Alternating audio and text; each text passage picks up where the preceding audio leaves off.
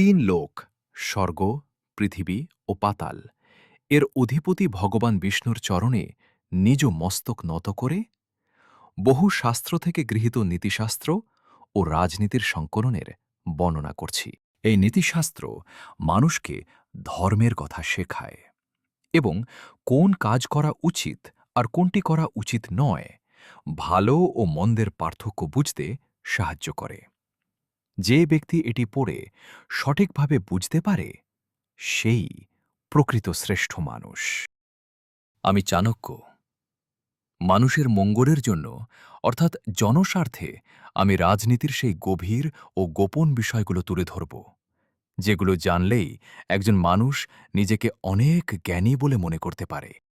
প্রথম, মূর্খ শিষ্যকে পড়ালে বা উপদেশ দিলে, দুষ্ট স্ত্রীর ভরণপোষণ করলে এবং দুঃখী মানুষের সঙ্গে থাকলে বিদ্বান মানুষও দুঃখী হয়ে যায়। সাধারণ মানুষের অবস্থা কি হবে তা তো বলাই বাহুল্য। মৃত্যু ডেকে আনে এমন বিষয় থেকে দূরে থাকা উচিত।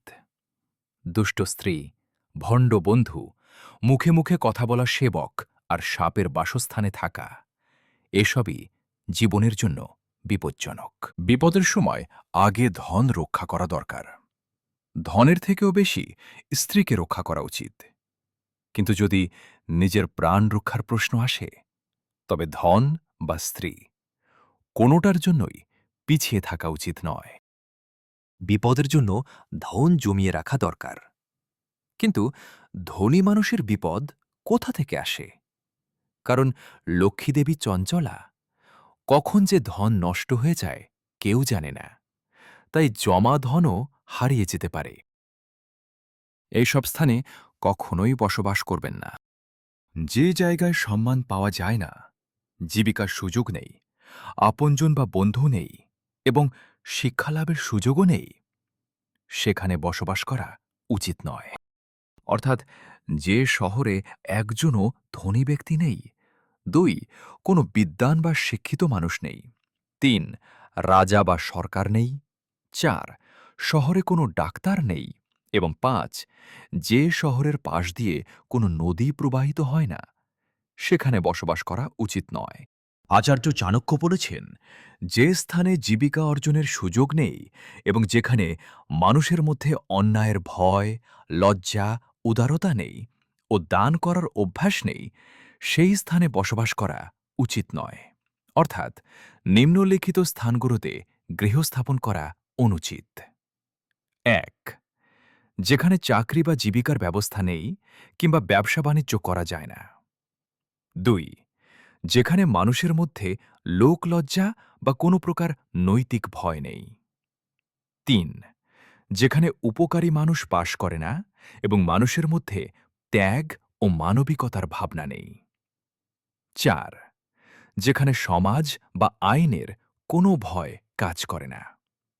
৫ যেখানে মানুষ দান করতে জানে না বা দানের মানসিকতা নেই। আচার্য চাণক্য বলেছেন, সময়ই মানুষের প্রকৃত পরিচয় প্রকাশ করে। গুরুত্বপূর্ণ কাজে পাঠালে সেবকের যোগ্যতা বোঝা যায়, দুঃসময়ে বন্ধুদের সত্যতা জানা যায়, বিপদের সময় মিত্রের পরিচয় মেলে এবং ধন নষ্ট হলে পত্নীর প্রকৃত স্বভাব প্রকাশ পায়।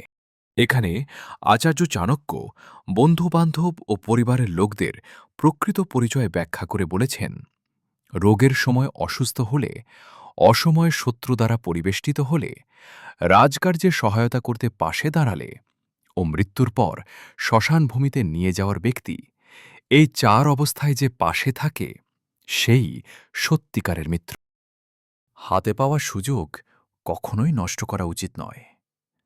আচার্য চাণক্য বলেছেন, যে মানুষ নিশ্চিত জিনিস ছেড়ে অনিশ্চিতের ওপর ভরসা করে, সে শেষ পর্যন্ত তার নিশ্চিতটাও হারায়। আর অনিশ্চিত বিষয় তো এমনিতেই টিকে থাকে না। এই কথার মানে হল, অনিশ্চিতের ওপর বিশ্বাস রাখা বোকামি, আর এতে শুধু ক্ষতি ও সর্বনাশই হয়। আচার্য চাণক্য বলেছেন, বিয়ের ক্ষেত্রে শুধু রূপ নয়, পরিবারের কুল বা বংশই বেশি গুরুত্বপূর্ণ। তার মতে, একজন বুদ্ধিমান মানুষের উচিত মেয়েটি খুব সুন্দর না হলেও যদি সে ভালো ও সম্মানিত পরিবারের হয় তাহলে তাকে বিয়ে করা। কিন্তু মেয়েটি দেখতে সুন্দর ও স্বভাব ভালো হলেও যদি সে নীচ কুলের হয় তাহলে সেই বিয়ে করা ঠিক নয়। কারণ তার মতে বিয়ে সবসময় সমান কুল বা সমান অবস্থানের পরিবারের মধ্যেই হওয়া উচিত। আগে যাচাই করুন, তারপর বিশ্বাস করুন। আচার্য চাণক্য এখানে বিশ্বাসযোগ্যতার লক্ষণ সম্পর্কে আলোচনা করে বলেছেন, যে পশুর নখ লম্বা ও স্বভাব হিংস্র, যে পশুর বড় বড় শিং আছে, যে নারী অস্ত্র হাতে রয়েছে এবং রাজপরিবারের মানুষ, এদের উপর অন্ধভাবে ভরসা করা ঠিক নয়। কারণ এরা কখন হঠাৎ ক্ষতি করে বসবে তা আগে থেকে কেউ বলতে পারে না। আচার্য চাণক্য এখানে সাধ্যের গুরুত্ব প্রদর্শন করে সাধনকে গৌণ মেনে, অর্থাৎ আচার্য চাণক্য এখানে বোঝাতে চেয়েছেন যে লক্ষ্যটাই আসল, উপায় গৌণ। তাই তিনি বলেছেন, বিষের মধ্যেও যদি অমৃত পাওয়া যায় তা গ্রহণ করা উচিত। নোংরা জায়গা থেকেও যদি সোনা পাওয়া যায় তা নেওয়া উচিত। একইভাবে নিজ মানুষ থেকেও ভালো শিক্ষা নেওয়া উচিত এবং খারাপ কুলে জন্ম হলেও গুণবতী স্ত্রীকে গ্রহণ করা উচিত।